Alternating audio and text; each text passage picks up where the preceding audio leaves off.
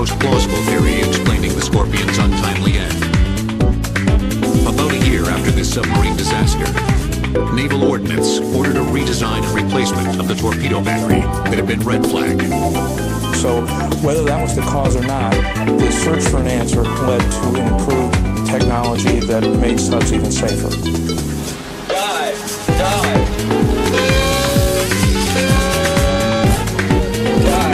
Since the Scorpion submarine tragedy, there have been no subs lost by the U.S. in nearly 40 years.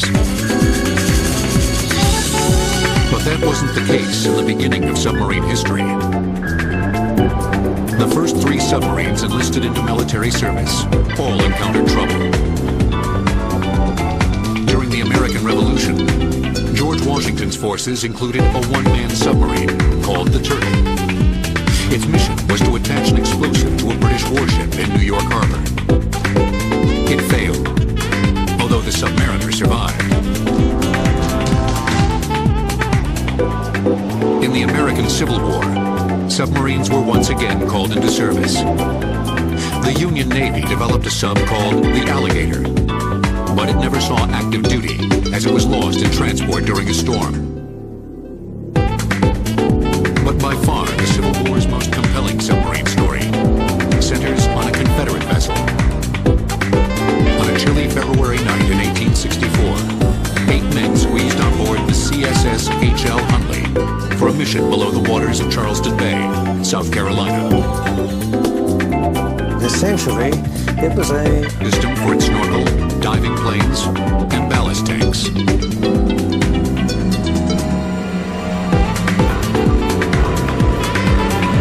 The mission of the Hunley and its crew was to sink the USS Housatonic by attaching its spar torpedo to the ship's hull.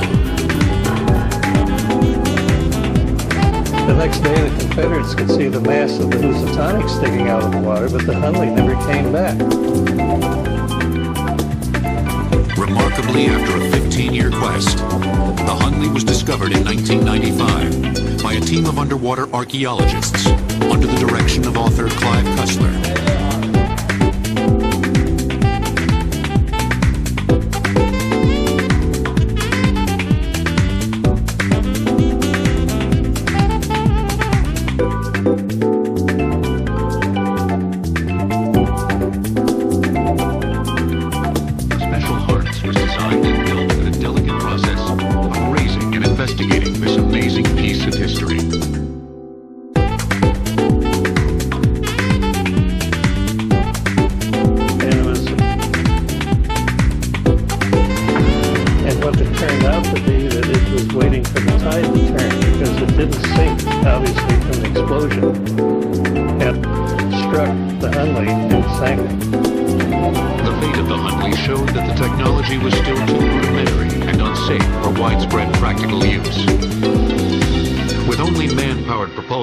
The crew of the Hunley couldn't get away in time to survive.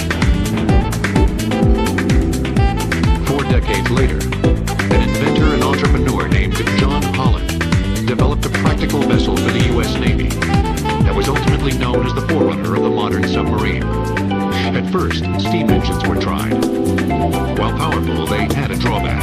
The negative was that, of course, the thing became like a blast furnace. It was so hot. After 5 prototypes, Holland built the USS Holland, a 6-man sub for the U.S. Navy. It featured a dual-engine system, gasoline power for surface cruising, and an electric motor for submerged travel. But these had inherent dangers.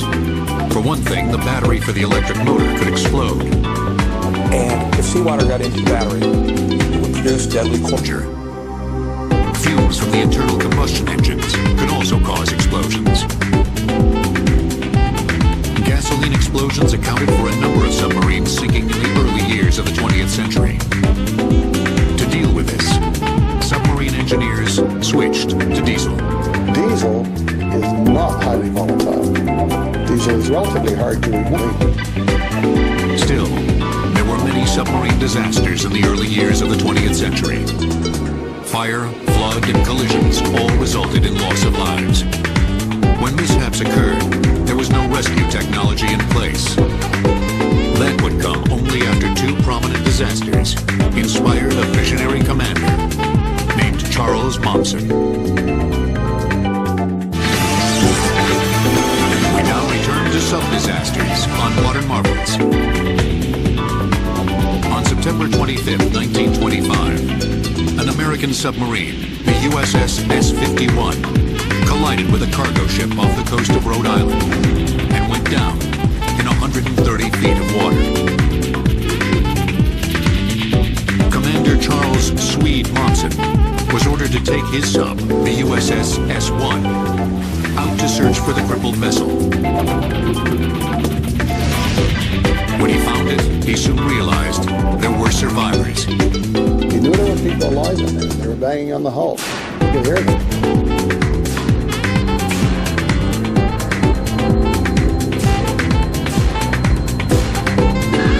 2 years later, when a second sub, the USS S-4, was lost.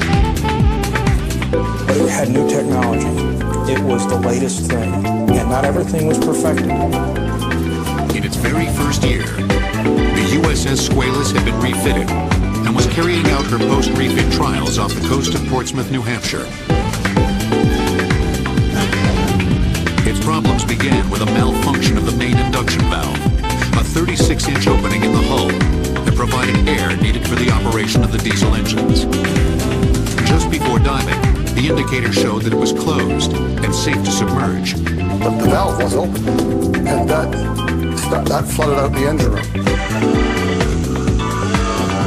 And it happened so quickly that there was no way they could counter the effect of the inrush of water.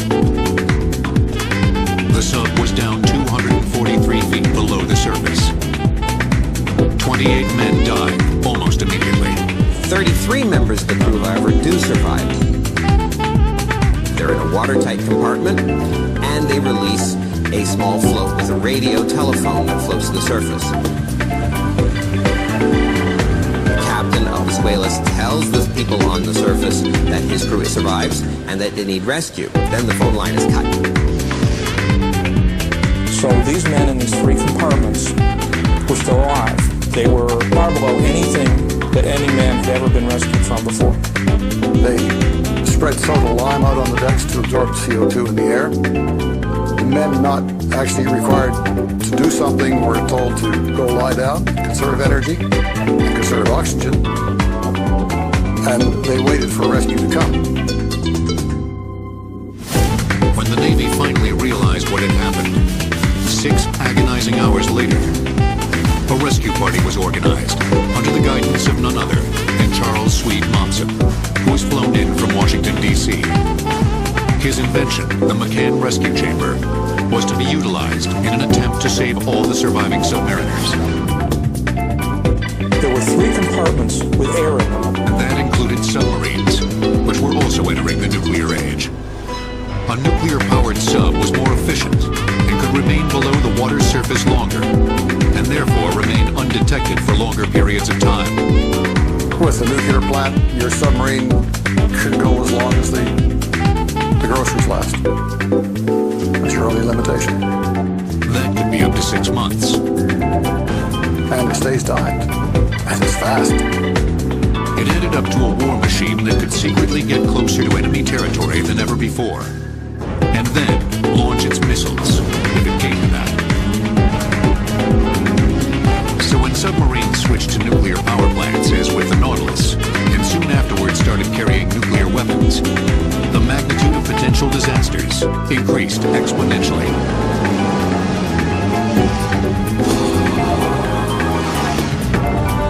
It's been a deadly game. The Russians have lost 5 nuclear subs, and the U.S. has lost 2.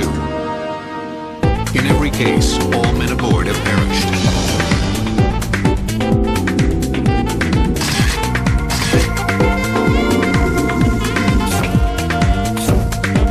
The story of the U.S. Navy's Thresher is a painful chapter from the Cold War era.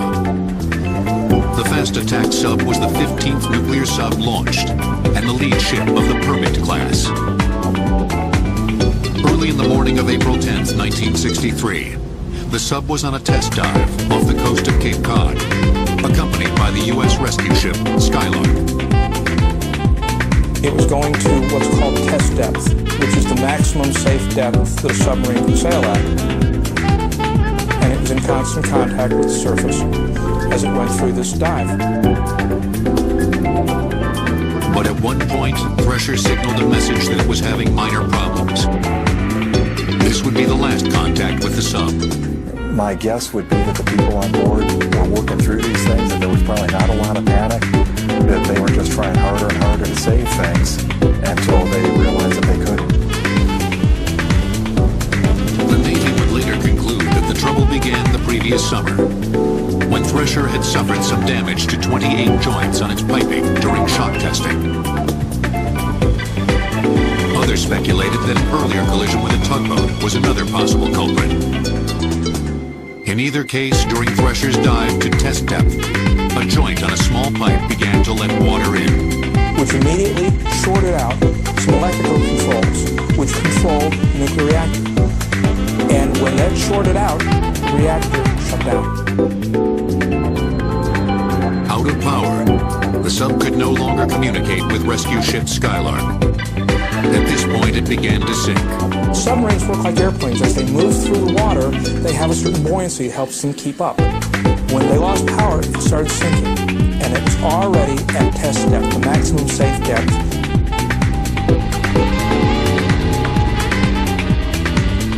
The emergency blow system could have helped them to surface, but it too failed. This is a process in which compressed air is directed to different sections of the sub in order to control surfacing and diving.